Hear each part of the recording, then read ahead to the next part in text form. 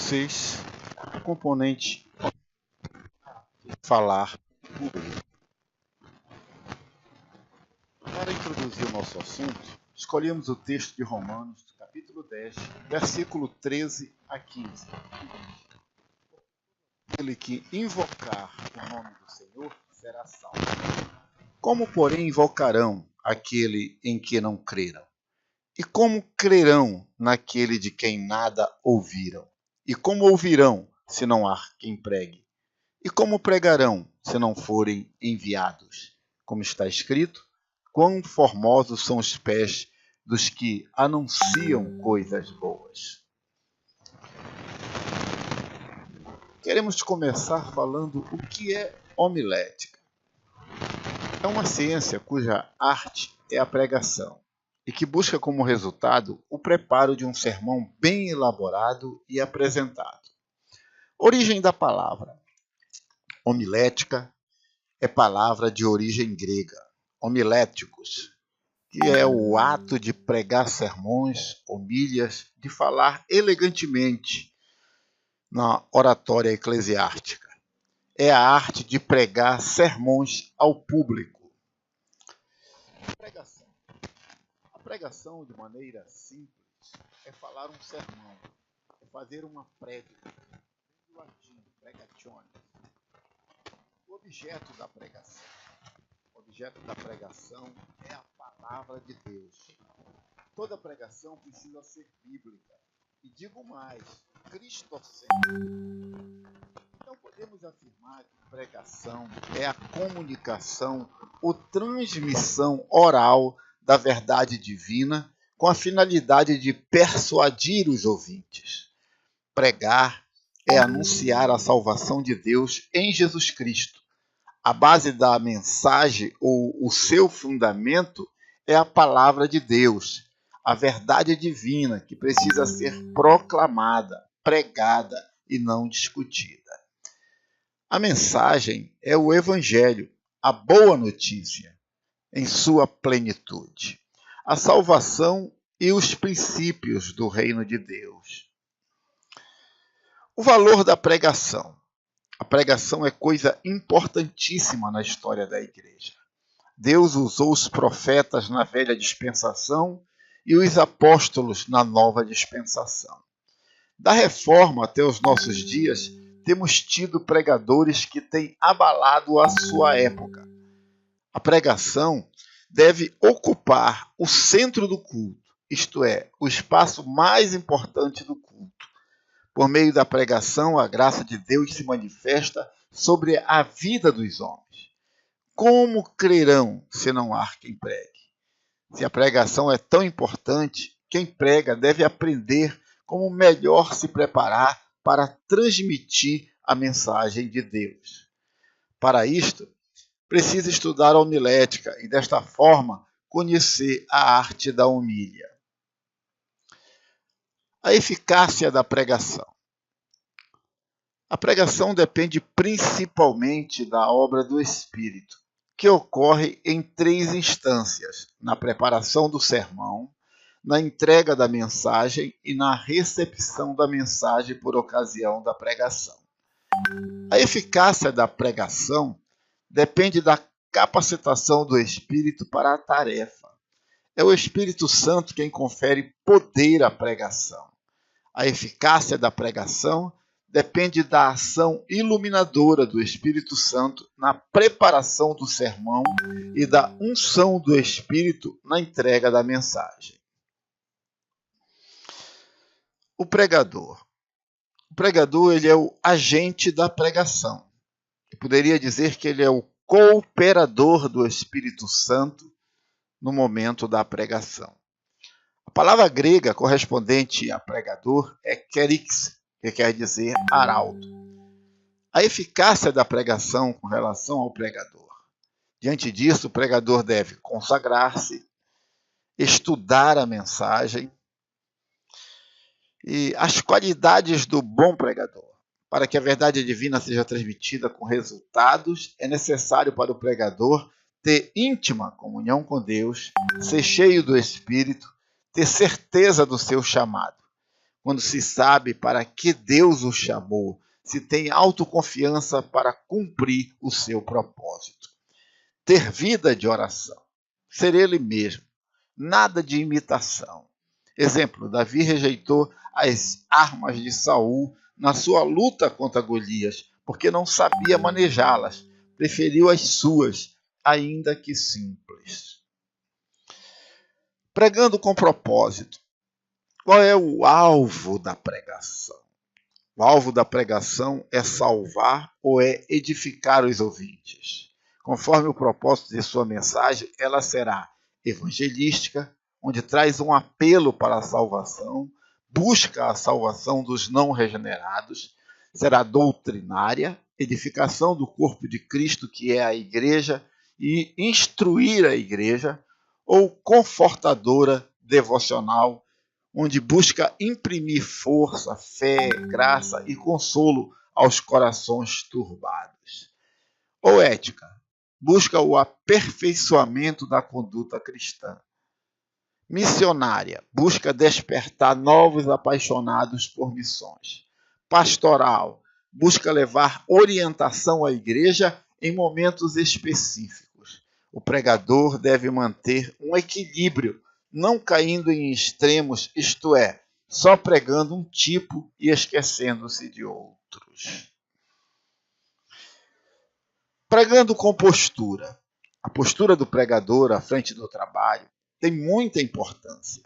A sua linguagem, seus métodos também. Nunca se deve pregar sem estar preparado intelectualmente, moralmente e espiritualmente. Nada de improvisações.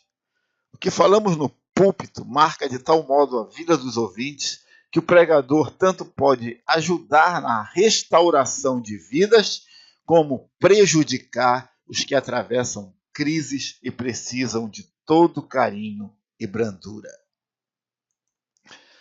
O pregador e as formas de comunicação.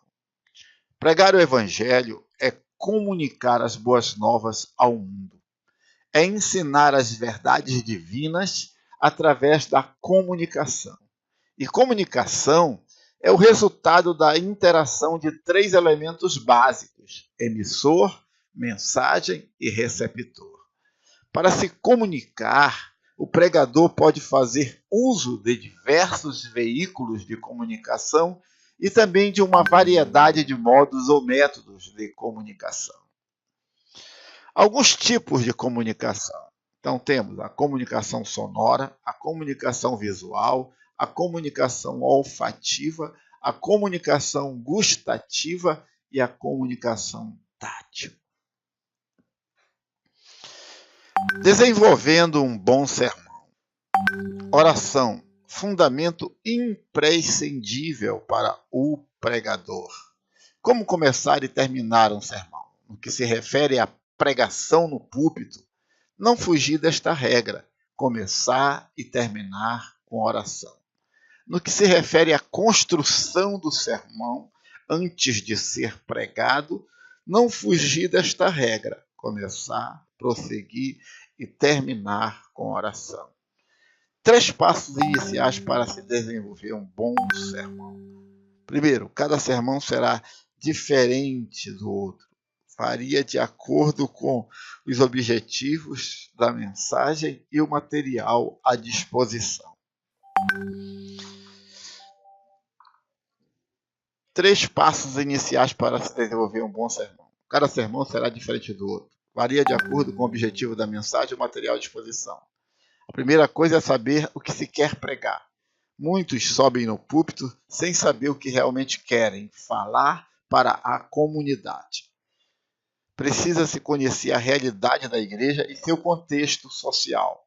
Qual tema se quer abordar? A segunda coisa é analisar o texto bíblico que será tomado como base para a pregação. O texto realmente fundamenta o que deseja pregar? Precisa-se estudar bem o texto, conhecer o contexto do mesmo. Ele fundamenta o seu tema? A terceira coisa é desenvolver o sermão. Deve-se ter em mão bons materiais para estudos e aprofundados.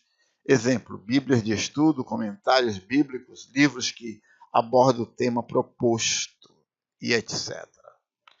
A Bíblia, fundamento imprescindível para o sermão. A Bíblia é o ponto de partida de um sermão. É ela a única fonte autêntica e infalível da revelação de Deus ao homem. É dela que sai a ideia bem fundamentada para o sermão, pois contém mensagem para todos os homens, de todos os níveis sociais, culturais e étnicos, bem como para qualquer de suas necessidades. De seu texto extrai o pregador o seu sermão. Outras áreas que fundamentam um bom sermão: as necessidades da congregação, sua realidade e necessidades, a inspiração inesperada, uma palavra gerada de modo sobrenatural pelo próprio Deus, mas que deve ter base bíblica. A experiência pessoal do pregador ajuda a dar crédito na mensagem.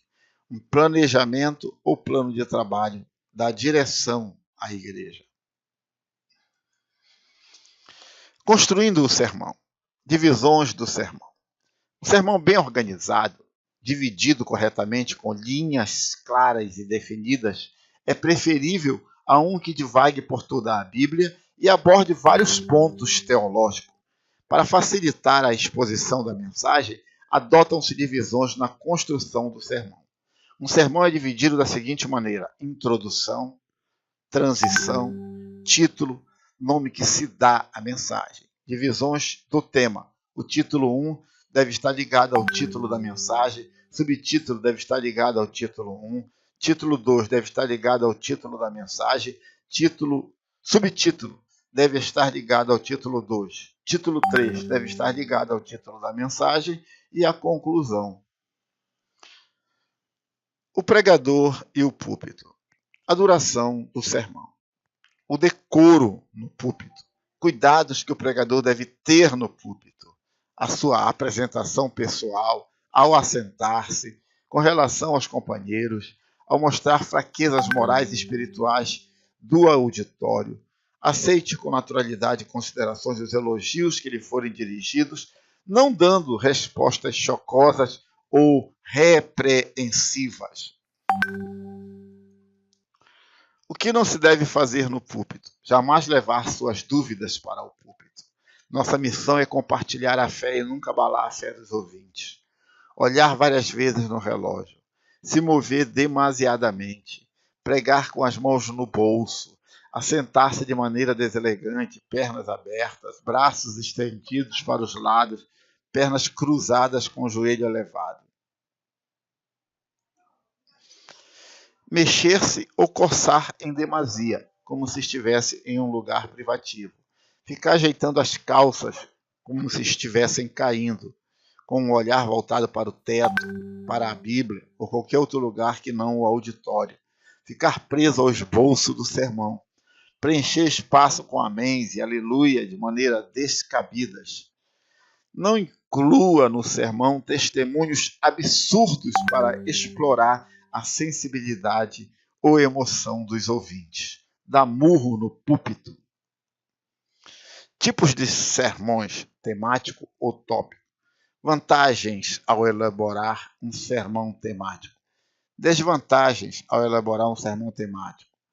Temos também o sermão textual, expositivo, e vantagens de elaborar um sermão expositivo. Conclusão.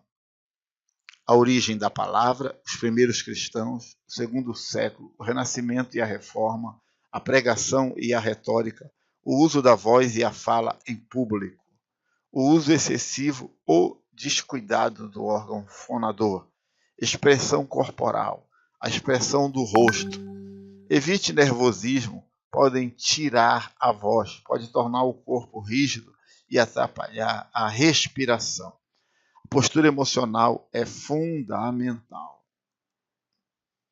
Pregação. É um privilégio concedido a todo crente, porém não pode ser negligenciar o preparo. Jesus preparou os 12 e Pedro diz que precisamos estar preparados para testemunharmos da esperança que há em nós. O pregador precisa saber de sua importância indiscutível na grande seara, ter a criatividade para dar um tema interessante